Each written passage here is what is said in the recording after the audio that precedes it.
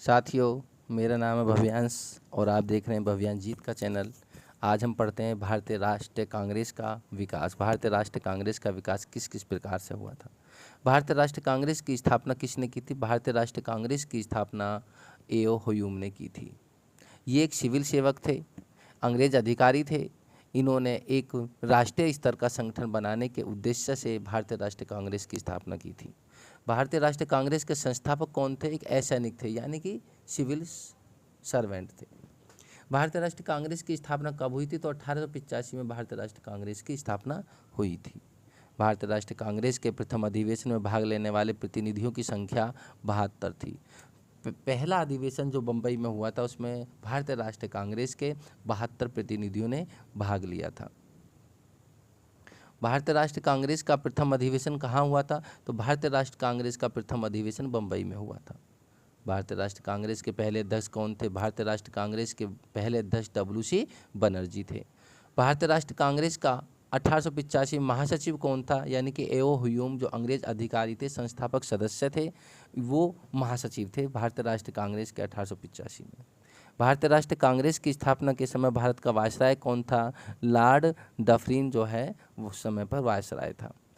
कांग्रेस का सूक्ष्मदर्शी अल्पसंख्यक जनता का प्रतिनिधित्व बताते हुए उसका मजाक किसने उड़ाया था? लॉर्ड डफरिन ने उड़ाया था। लॉर्ड डफरिन ने कहा था कि कांग्रेस एक सूक्ष्मदर्शी अल्पसंख्यक जनता का समूह है।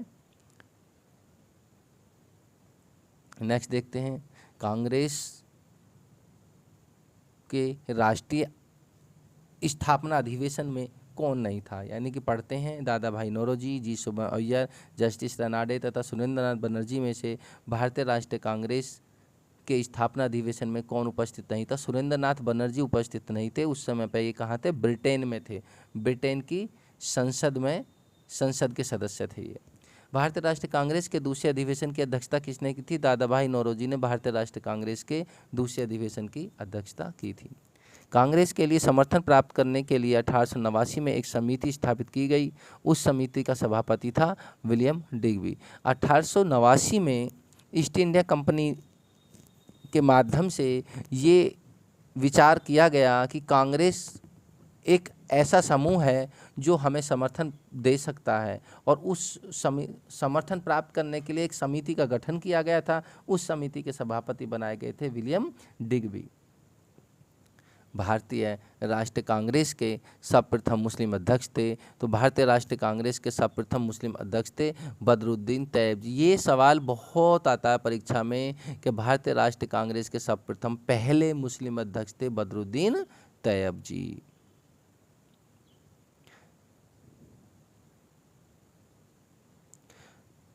देखते हैं, भारतीय राष्ट्रीय कांग्रेस का प्रथम निर्वाचित यूरोपीय अध्यक्ष कौन था? जॉर्ज यूले था। ये पहला अंग्रेज व्यक्ति था जो भारतीय राष्ट्रीय कांग्रेस का अध्यक्ष था।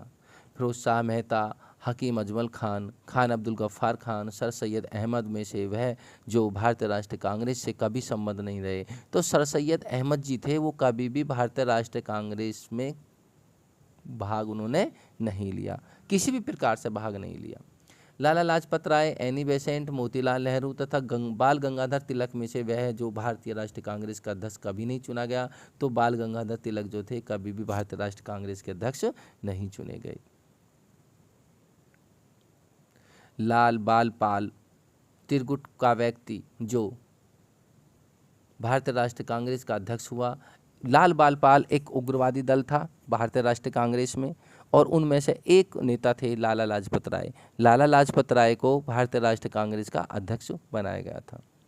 सुचेता कृपलानी, अरुणा आसफ अली, एनी बेसेंट तथा विजय लक्ष्मी पंडित में से भारतीय राष्ट्रीय कांग्रेस की अध्यक्ष कौन रही थी? तो एनी बेसेंट जो भारतीय राष्ट्रीय कांग्रेस की अध्यक्ष रही थी। वह अधिवेशन जिसके लिए कांग्रेस ने पहली बार एक महिला को अध्यक्ष चुना था, कलकत्ता अधिवेशन में पहली बार एक महिला को अध्यक्ष चुना गया था 1917 में, जो एनी बेसेंट को बनाया गया था। कांग्रेस की प्रथम भारतीय महिला अध्यक्ष थी सरोजनी नायडू। जो भारतीय महिला थी वो सरोजनी नायडू थी। भारतीय राष्ट्रीय कांग्रेस का दूसरा अधिवेशन दादा भाई नौरोजी की अध्यक्षता में हुआ। भारतीय राष्ट्रीय कांग्रेस तथा मुस्लिम लीग दोनों ने लखनऊ में 1916 में अधिवेशन किया। लखनऊ का समझौता संपन्न किया गया। भारतीय राष्ट्रीय कांग्रेस का 27वां अधिवेशन कहाँ हुआ था? तो बीकापुर में भारतीय राष्ट्रीय कांग्रेस का 27वां अधिवेशन हुआ था। भारतीय राष्ट्रीय कांग्रेस का वह अधिवेशन जिसमें बाल गंगाधर तिलक ने अभिव्यक्त किया था, स्वराज्य मेरा जन्मसिद्ध अधिकार है और मैं उसे लेकर रहूंगा। ये वक्तव्य बाल गंगाधर तिलक का बहुत प्रसिद्ध है और कई बार परीक्षाओं में पूछा जा चुका है। ये लखनऊ अधिवेशन हो रहा था कांग्रेस का 1916 में, उसमें बाल गंगाधर तिलक जी ने ये वक्तव्य बोला था, स्वराज्य मेरा जन्मसिद्ध अधिकार है, मैं उसे लेकर रहूंगा। सही कथन देखते हैं। सी.आर. दास ने जब कांग्रेस के अध्यक्ष के रूप में कार्य किया, वे जेल में थे। अल्फ्रेड वेब 1894 ईस्वी में कांग्रेस के अध्यक्ष बने थे। सी.आर. दास जब कांग्रेस के अध्यक्ष चुने गए, उस समय उनको ईस्ट इंडिया कंपनी ने जेल में डाल दिया था। कांग्रेस आंदोलन न तो लोगों को द्वारा प्रेरित था और न ही यह उनके द्वारा सोचा या योजनाबद्ध किया गया था। यह किसने कहा था? लाला लाजपत राय ने कहा था। कांग्रेस पतन के लिए लड़खड़ा रही है। मेरी सबसे बड़ी अभिलाषा जब तक मैं भारत में हूँ, कांग्रेस को शांतिपूर्ण समाप्ति में सहयोग करना है। यह कथन किसने? लॉर्ड कर्जन ने ये वक्तव्य बोला था, कांग्रेस पतन के लिए लड़खड़ा रही है।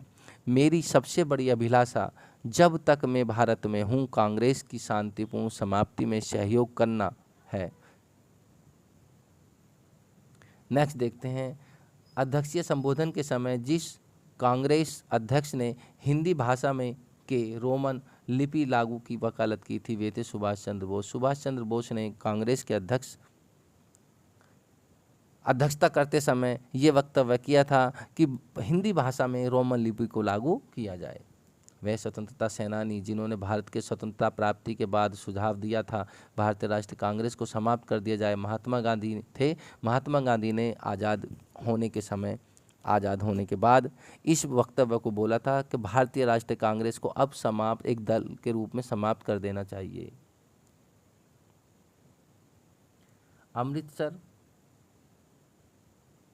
अमृतसर के भारतीय राष्ट्रीय कांग्रेस अधिवेशन 1919 के प्रस्ताव के अनुसार महात्मा गांधी द्वारा कांग्रेस का नया संविधान लिखने के लिए उनके सहयोग हेतु चुना गया था, तो N.C. केलकर तथा I.B. सेन को। महात्मा गांधी ने 1919 में एक प्रस्ताव दिया था कांग्रेस के सम्मुख, जिसमें नया संविधान लिखने के लिए N.C. केलकर तथा I.B. सेन को चुना गया था।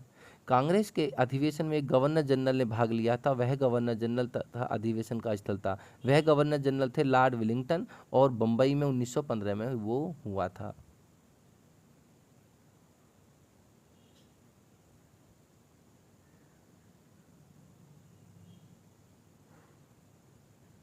भारतीय राष्ट्रीय कांग्रेस का वह अधिवेशन जिसकी अध्यक्षता सी विजय राघव चेरियाल ने की थी, तो नागपुर अधिवेशन 1920 की अध्यक्षता सी विजय राघव चेरियाल ने की थी। कांग्रेस ने पहली बार भारतीय रियासतों के प्रति अपनी नीति घोषित की थी, तो नागपुर अधिवेशन में कांग्रेस ने पहली बार भारतीयों के प्रति अपनी नीति घोषित की थी। वर्ष 1922 में गया के इंडियन नेशनल कांग्रेस के अधिवेशन के अध्यक्ष कौन थे? तो चित्तरंजन दास, C.R. दास जो है 1922 में इंडियन नेशनल कांग्रेस के अध्यक्ष थे। भारतीय राष्ट्रीय कांग्रेस के अध्यक्षों का सही क्रम है महात्मा गांधी बेलगाम अधिवेशन में, सरोजनी नायडू और जवाहरलाल नेहरू।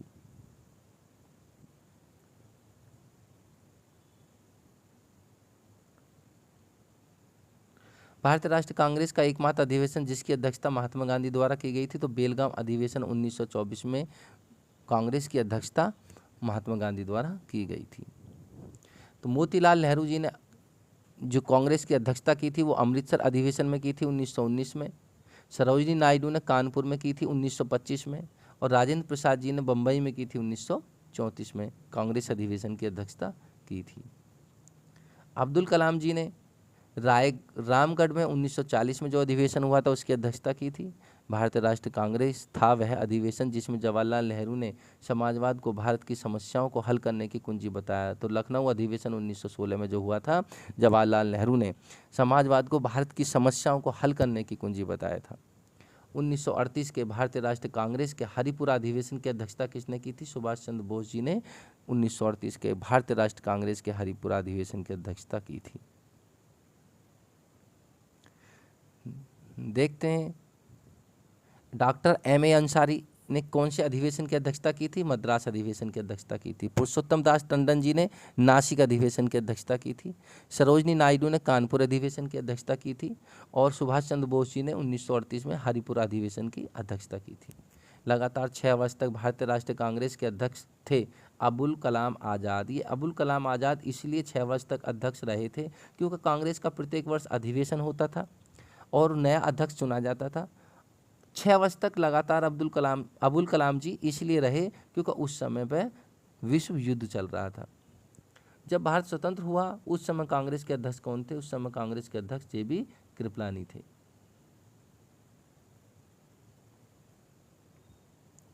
जन गण मन पहली बार गाया गया था, तो भारतीय राष्ट्रीय कांग्रेस के कलकत्ता अधिवेशन में 1911 में पहली बार जन गण मन राष्ट्रगान गाया गया था। भारतीय राष्ट्रीय कांग्रेस का अंतिम अधिवेशन जिसमें बाल गंगाधर तिलक ने भाग लिया था, तो अमृतसर अधिवेशन 1919 में जो हुआ था, उस अधिवेशन में बाल गंगाधर तिलक ने अंतिम बार भाग लिया था। तो दोस्तों, ये थी मेरी भारतीय राष्ट्रीय कांग्रेस के ऊपर वीडियो। यदि वीडियो आपको अच्छी लगे तो लाइक करें, शेयर करें, सब्सक्राइब करें।